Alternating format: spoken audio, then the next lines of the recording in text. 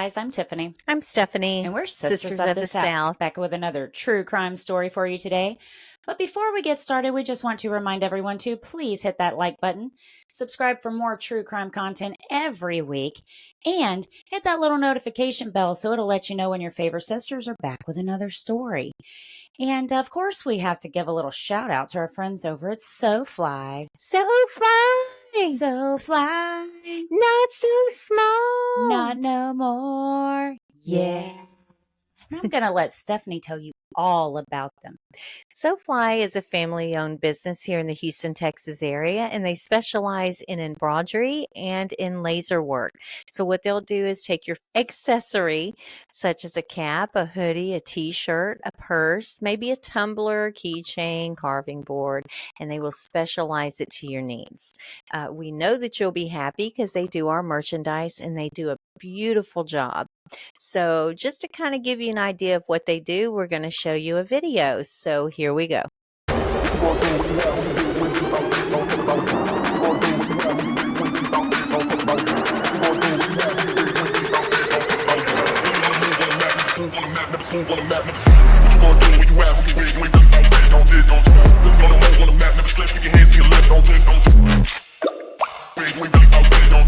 All right, guys, we hope you enjoyed that video. Go check them out. Let them know we sent you. And if you buy something, remember to send us a picture so we can have some ideas for our closet. And we'll put their information in the description box. But with all that being said, I will hand it over to Stephanie to tell you about the story. All right, let's do this. On a cold night in January 1993, 18-year-old Lori Hill vanished from the quiet gravel road leading to her family's home in Pine Grove community of Ellisville in Jones County, Mississippi. 7 months pregnant and just weeks away from giving birth to a baby girl she planned to name Tess. Lori's disappearance shattered the peace of her rural town and began a search that would end in tragedy. Lori had her future planned.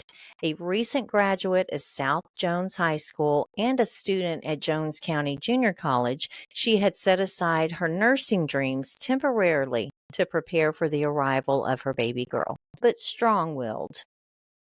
Described by her family as gentle but strong-willed, Lori wasn't one to wander or take unnecessary risks, especially not while pregnant.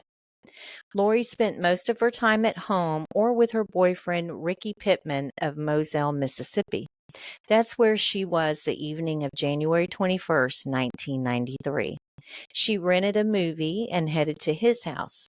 When she arrived, he wasn't home. She left the home at around 8:15 p.m. after telling her boyfriend's sister that her back was hurting and she was going to go home to rest. Unfortunately, she would never make it home. Her parents, Mac and Opal Hill, had gone out for the night. When they returned home at around 9:15 p.m., they found Lori's dark blue Oldsmobile parked at the end of the gravel road that led to their house. The lights were still on and the car was running.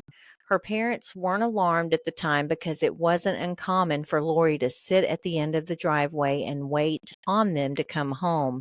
And at times she would just sit there listening to music like teenagers do. I remember those days. Yeah. And my kids did it too. So that's not abnormal. But when her parents awoke the next morning, they realized that Lori had not made it inside. Panic set in. What they believed to be normal and routine turned out to be sinister. When they reached Lori's car that morning, it was still parked in the same spot. The driver's side window was rolled down, the battery was dead, but the ignition was still in the on position. Her purse was also located inside the car. It was unclear whether Lori had been forced from the car or if she had gotten out willingly. The Jones County Sheriff's Department was called and a search launched. Volunteers, along with Lori's family and boyfriend, scoured the Leaf River, which was in close proximity to the Hill home. Over 100 volunteers and law enforcement agents also searched the woods and highways over the span of weeks. Helicopters were called in as well. Still, no sign of Lori was found. 3 weeks later, on February 10th, 1993, two men preparing a field to plant a garden stumbled upon the body of Lori behind a shed in a remote area about a quarter of a mile off of U.S. Highway 49 in Collins. The shed was close to an abandoned home. Due to her body being badly decomposed, her cause of death was not immediately apparent. An autopsy would later reveal that she had been strangled. Tire tracks, likely belonging to a small pickup truck, were found close to Lori's body. There was no murder weapon or clear motive. Officials considered this as a double homicide since Lori was pregnant at the time of her death. In the months that followed, the investigation appeared promising to the community. On March 29, 1993, Lori's body was exhumed to collect hair samples to compare with her hair the crime lab had found on her clothing when her body was recovered. Then on June 12, 1993, investigators told the public that Lori's engagement ring had not been found when her body was recovered. They said they hoped that by locating her ring, which was a 1/3 carat solitaire ring with 6 white gold prongs on a yellow gold band, may lead them to the killer. For months, investigators followed leads that led nowhere. Several people were questioned with plans to administer polygraph examinations on some of those individuals. The shocked Pine Grove community could not fathom that there was still or may still be a killer on loose among them. They began taking extra security precautions so that they would be less likely to be a victim of the still unknown killer. In February of 1995, Lori's ring was found. It had passed through several hands and was traced back to its original jeweler by identifying marks on the band. That discovery reignited the case. And I find it strange because it doesn't go into detail when I'm doing the research.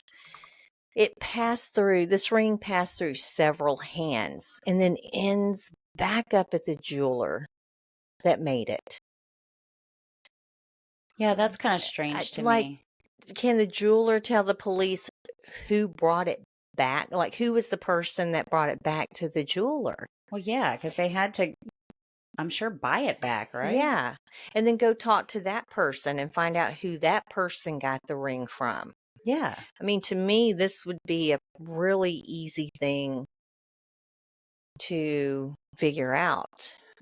But it's kind of hazy, the details of that.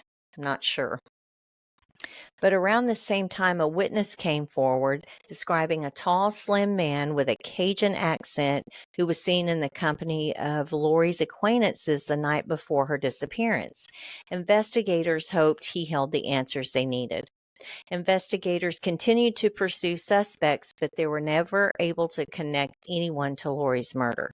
In October 1998, Janine Pacific, the Jones County District Attorney at the time, considered taking Lori's case before a grand jury in order to question witnesses who were reluctant to talk. However, that did not happen, and Lori's case soon went cold. Which really is, it didn't soon go cold. It had been cold for a For a while. while. Yeah, so it's not like it just all of a sudden went cold. We're talking years at this point. I feel like there were some small leads, but it doesn't. It doesn't sound like that they pursued them very heavily. Right. It's just very odd to me. So in March of 2023, evidence from Lori's case was submitted to Astrea Forensics by Jones County investigators.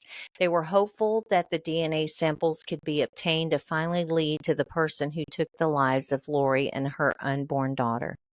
In May 2025, Jones County cold case investigator Thad Wyndham asked for anyone who may have information to reach out and provide that information so that this case could finally be put to rest and for justice to finally be served. Despite early suspects, a $35,000 reward and 6 billboards were put across the county. The killer of Lori has never been found. Her case remains unsolved today. For several years, Lori's mother left her room as a shrine to the beautiful lives taken so suddenly and way too soon. She left Lori's shoes under the bed where she had placed them before she left for the night and never returned. Tessa's crib and a picture frame with the word baby both remained empty. A constant reminder of what would have been had their lives not been taken from them that night in 1993. Someone knows what happened to Lori. There is a possibility that a group of people may know what happened and they have very likely shared that information with someone else. If that person is you, it is asked that it's never too late. Please come forward. You can contact Investigator Wyndham at 601 425 7164. Tips can also be submitted anonymously to Jones County Crime Stoppers at 601 425 7867. There's also a couple of websites that we will post in our description box. If you or someone that you know may have some information leading to the death of Lori and her baby Tess. It's very important. I mean, this family has been through a lot. The only thing I find odd with her parents is when they pulled in and her car was sitting there. Um, it's never made clear, did they see her sitting in the Okay, car yeah, that's what I then? was going to ask. Was she in it? Yeah, or was she not in it at that time? Because me, if I'm pulling in and my kid's sitting at the end of the driveway, I'd roll down the window and say, "Hey, what you doing?" Or "Hey, you coming in?" or something. So it was never clear. And then if she's not in it, aren't you going to look for her? Right. But I think they assumed because that was normal That that they she, just kept that going. she, But still, let her know you're home. yes. But I don't think that that happened. And I'm not saying anything about the family. I mean, things happen. I Oh, of get it course. because hindsight's always 2020. But I'm not sure that it's very clear if she was in the car when they got home or if she had already been Which they may taken. have and just didn't say anything. Yeah, Oh, she was just in the that's car. true. So, but it does make you wonder. And I do find it odd that the boyfriend wasn't home when she got there with the movie. Yeah, where was he? I don't know. Where was he? And did they make plans earlier in the day and she showed up and he wasn't there? I don't know. And I don't know how far into it that they looked into Richard as being a culprit. I'm not Well, you sure. kind of have to wonder, did she know the person? Well, her window was rolled down. Exactly. So it makes me think that someone pulled up on her and she knew them. Or, and let's be honest, in the state of Mississippi, everybody waves at everybody as they're going down the street. Literally Even everyone. they pretty much know everyone, but let's say they may not know that person. They're going to wave. They're very hospitable there. And so someone might have pulled up on her, and whether she known them or not, just at being hospitable, she might have rolled her window down. You know something else? When her parents drove up, they could have talked to her through the window. She may have rolled the window down for them Yeah, but see, that's and never made left it clear. down. Well, Mm-hmm. yeah, because it's never said, Yeah, but it's possible. yeah. And then she never rolled it back up. But they kind of, I don't know. It's real strange. And, a lot of people, and as I was doing my research, I see comments and people said, yeah, but, in January, it would be too cold to leave your window down. Not But that's necessarily. not necessarily true in the South, number one. But in Mississippi, January, you can have It's some like really here. cold nights, You can, but but you can sometimes it's have like some here. really abnormally warm nights too. Exactly, like So, we do. yeah, so that means I nothing. mean, there are times in January, guys, we're in like short Shorts sleeves and and running our AC. yeah. Yeah. Oh, yeah, we never run the heater anyway. It's got to be really cold. Yeah. Yeah, it's well on over in It gets way too December hot. typically. Yeah. So, yeah, she could have had the window down. You always also have to wonder, if she didn't know this person and she felt threatened, she's in her car. She could have driven away. Yeah. So I think that she knew them, and She she's knew at them. home. So Yeah. and she's at home, so why would she feel Her threatened? parents are in the house. Yeah. She could have run them over. Yeah. So it's just odd. I think she knew the I do person. too. I I agree. I think that they said, "Hey, won't you jump in the car and we'll bust a loop?" You know what I mean? We know we have some cousins over there and they bust loops all the time. Yeah, jump on in here and we'll bust a loop, right? And so which means you're just going to go riding just You're for a just minute and you're driving coming through the back, woods. right? And so, I did think about that. It could have been just a very casual thing and she thought nothing of it and she hopped in and, things happened. So I don't Yep. know. But guys, let us know what you think. Um, I was going to do the research on this as a missing person. Um, but of course she was found, but um, just kind of to throw it in because it's unsolved. And the more I read into it, the more I thought we needed to put this out there as a true crime. Mhm. So if you know anything, please reach out. Again, we're going to link the websites where you can do anonymous tips if you know anything. If you see something, say something. Just because you tell something that you know doesn't mean you're throwing someone under the bus. That means you're actually doing the right thing. Do the right thing for Lori Hill and her baby Tess.